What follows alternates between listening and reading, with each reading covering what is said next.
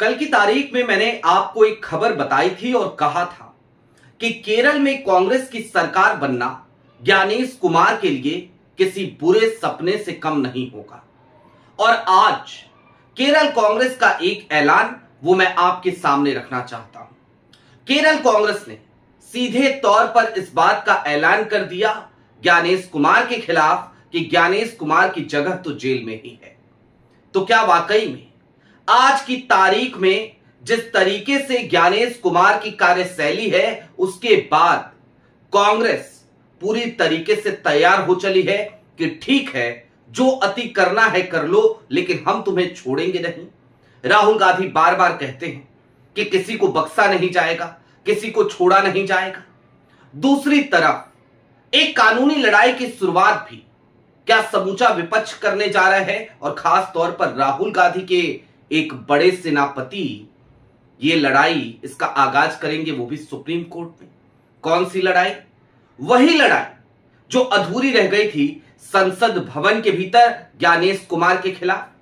सारी बातें जरा विस्तार से करने की और इसके हर पहलू को जरा बारीकी से समझने की जरूरत है। नमस्कार, मैं स्वप्निल और आप मुद्दा देख रहे हैं। दोस्तों, आगे बढ़ें उससे पहले वही छोटी सी अपील। मुद्दा इन दिनों एक गंभीर आर्थिक संकट से जूझ रहा है। एक तरफ हमारे मेन बैंक अकाउंट्स बीते लंबे समय से फ्रीज चल रहे हैं, तो दूसरी तरफ हमारे 2.5 साल पुराने चैनल को हमसे लंबे समय तक छीन कर रखा गया था, जिसकी वजह से रेवेन्यू पर एक बुरा असर पड़ा और आज की तारीख में मुद्दा को कई तरीके के आर्थिक संकटों का सामना करना पड़ता है। लिहाजा आपसे गुजारिश है, यदि आप चाहें तो स्क्रीन पर दिख रहे क्यूआर कोड या फिर के नीचे दिख रहे यूपीआई नंबर्स के जरिए मुद्दा की छोटी छोटी मदद जरूर कीजिएगा, ताकि हमारी बेबाकी यूं ही बरकरार रहे। अब आगे बढ़ते हैं, और जब आगे बढ़ें तो सबसे पहले तो मैं आपको केरल कांग्रेस का वो ऐलान ही दिखा देना चाहता हूं। आपकी स्क्रीन पर केरल कांग्रेस का एक ऐलान है। Gyanesh Kumar is able to all these crimes because BJP passed the CC Appointments Act in 2023, which gave complete criminal immunity for lifetime for the 3 election commissioners. Congress will come to power and amend the act and put Gyanesh behind bars for the crimes he did against the nation. We will never let him escape the punishment. Kudos to the observer Anurag Yadav for showing courage and standing up to this criminal, which the complicated media had 1% of the courage that Anurag had. कौन है अनुराग? आप सब जानते हैं, Anurag Yadav UP cadre के एक IAS अधिकारी, और उनकी एक बहस हुई थी। उसी खबर को शेयर करते हुए केरल कांग्रेस ने सीधे तौर पर इस जंग का ऐलान किया, और केरल कांग्रेस ये ऐलान कर रही है तो 2006 वाला वो किस्सा आज एक बार फिर आपके सामने रखना जरूरी है, जिसकी वजह से गिरफ्तारी की तलवार कभी भी लटक सकती है ज्ञानेश कुमार के ऊपर। उसके लिए बिल को अमेंड करने की भी कोई जरूरत नहीं पड़ेगी कांग्रेस को। लेकिन उससे आगे जरा यह भी समझ लिया जाए पहले कि यह कानूनी लड़ाई वाला मसला क्या है। दरअसल इंपीचमेंट के लिए 193 सांसदों ने हस्ताक्षर किए ज्ञानेश कुमार के खिलाफ, और वो जैसे ही उस प्रस्ताव को देते हैं तो राज्यसभा और लोकसभा दोनों ने उस पर कुछ दिनों के लिए तो वो बैठे रहे, और फिर अचानक से खबर आई कि इंपीचमेंट का यह प्रस्ताव खारिज किया जाता है। यानी कि जो अविश्वास प्रस्ताव, जो महाभियोग लाने की कोशिश विपक्ष ने करी थी, जिसकी बदौलत पहले व्यक्ति बन गए हैं, पहले चुनाव आयुक्त, मुख्य चुनाव आयुक्त बन गए हैं ज्ञानेश कुमार। इनके नाम के सामने स्वर्ण अक्षरों में यह रिकॉर्ड अब बना रहेगा कि विपक्ष ने जिनके खिलाफ महाभियोग प्रस्ताव लाने की कोशिश करी, वो ज्ञानेश कुमार, उनको बचाने के लिए पूरी मशीनरी लग गई। इधर उपराष्ट्रपति ने, जो राज्यसभा के पदेन सभापति हैं, उन्होंने रिजेक्ट किया, उधर ओम बिरला साहब ने रिजेक्ट किया। और रिजेक्ट करते समय, खारिज करते समय कारण क्या बताया?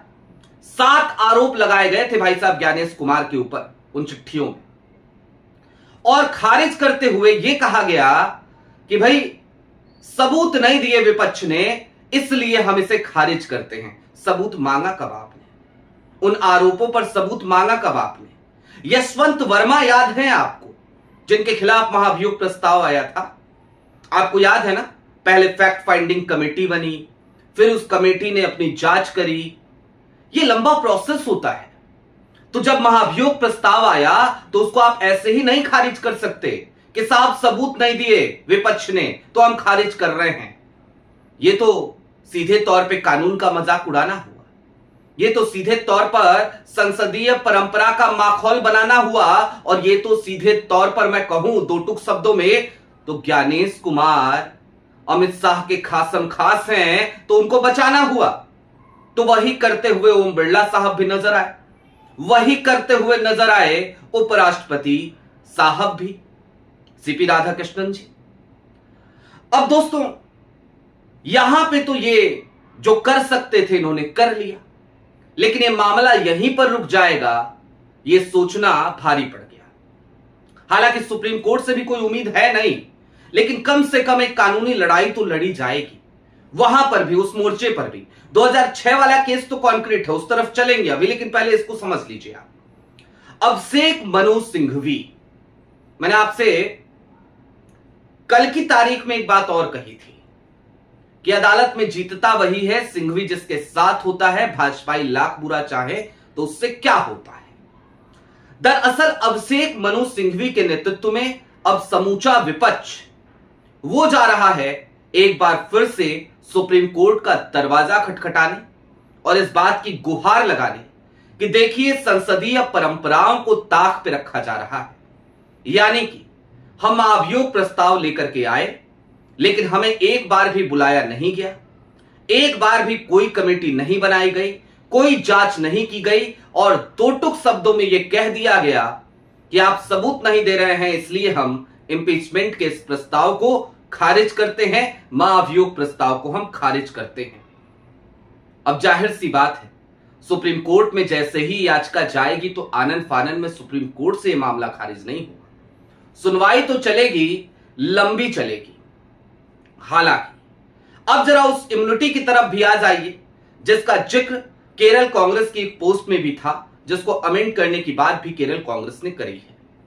दरअसल ये इम्यूनिटी जो 2023 में संशोधन करके चुनाव आयुक्तों को दी गई, जिसमें मुख्य चुनाव आयुक्त हैं और 2 चुनाव आयुक्त हैं, इसके तहत इन्हें इम्यूनिटी है। लेकिन किस चीज से है ये समझिए।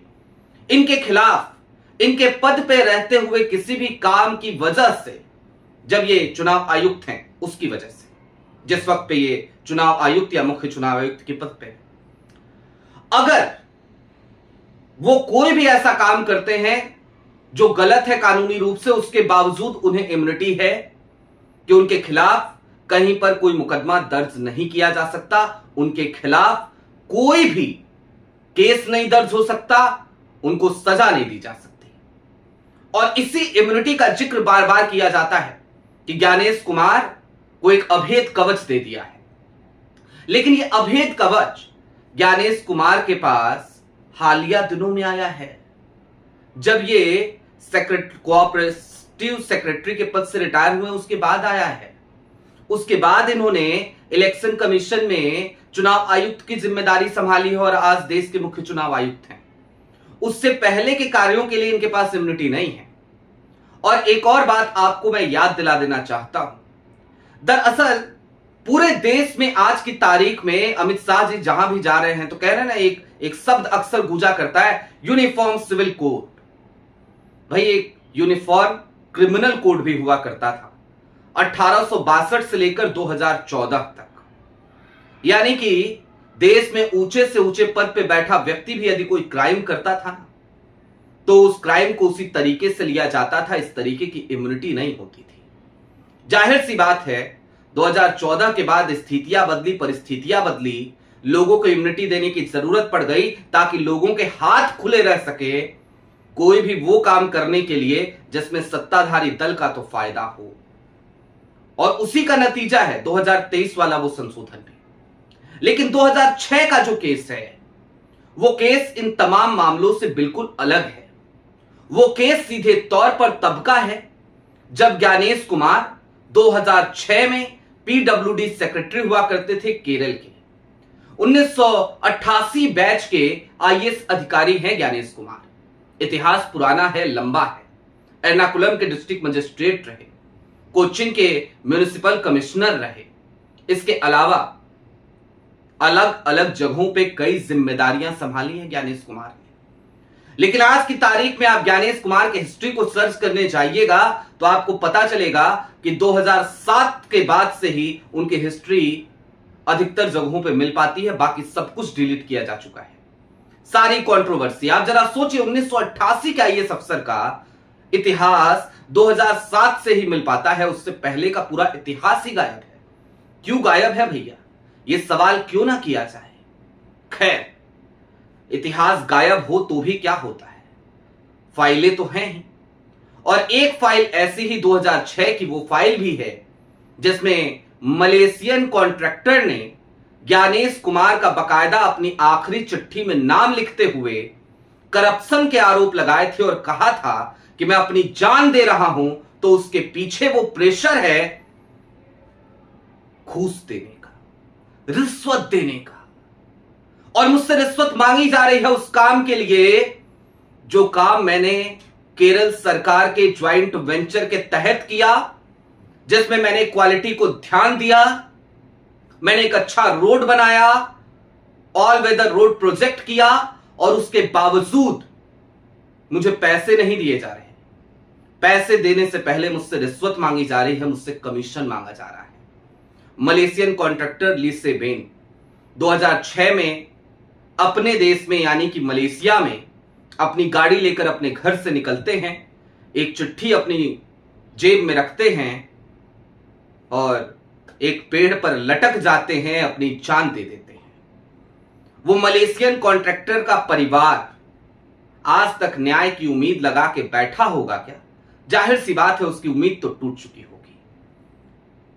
मैं सिर्फ ज्ञानेश कुमार का जिक्र नहीं कर रहा यहां, जरा सोचिए कितना दुर्भाग्यपूर्ण है।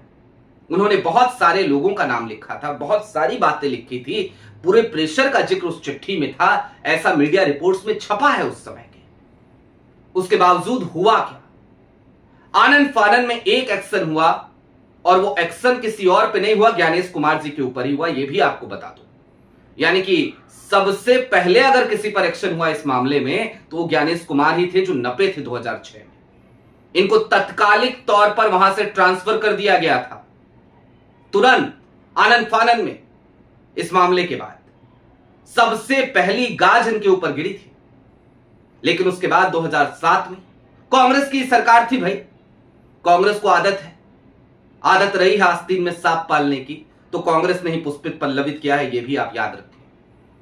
तो ज्ञानेश कुमार को डेपुटेशन पे केरला काडर से दिल्ली लाया जाता है और उसके बाद ये यहां पर धीरे धीरे सफलता की सीढ़ियों को चढ़ते हैं। डिफेंस मिनिस्ट्री में सेक्रेटरी बनते हैं, ज्वाइंट सेक्रेटरी बनते हैं, 2012 तक वहां रहते हैं। 2014 में उसके बाद तो इनकी खूब धीरे धीरे तरक्की हुई है, आप सबको पता है। लेकिन हां, केरल कांग्रेस का ये रुख और ये ऐलान ये बताने के लिए काफी है कि ज्ञानेश जी को बख्शने के मूड में कम से कम कांग्रेस तो नहीं है। और सिर्फ कांग्रेस नहीं, समूचा विपक्ष आज की तारीख में ज्ञानेश कुमार के खिलाफ जिस तरीके से खड़ा है वो इस बात की तस्दीक करता है कि केरल में अगर कांग्रेस की जीत हुई तो ज्ञानेश कुमार के लिए ये एक बुरा सपना ही होगा। आपकी क्या राय है वो हमें कमेंट बॉक्स में जरूर बताइएगा। अभी के लिए दीजिए इजाजत। चलते चलते फिर वही अपील, चैनल पे नए हो तो सब्सक्राइब करते हुए जाइएगा, सक्षम हो तो मुद्दा की छोटी छोटी मदद जरूर कीजिएगा। बहुत शुक्रिया।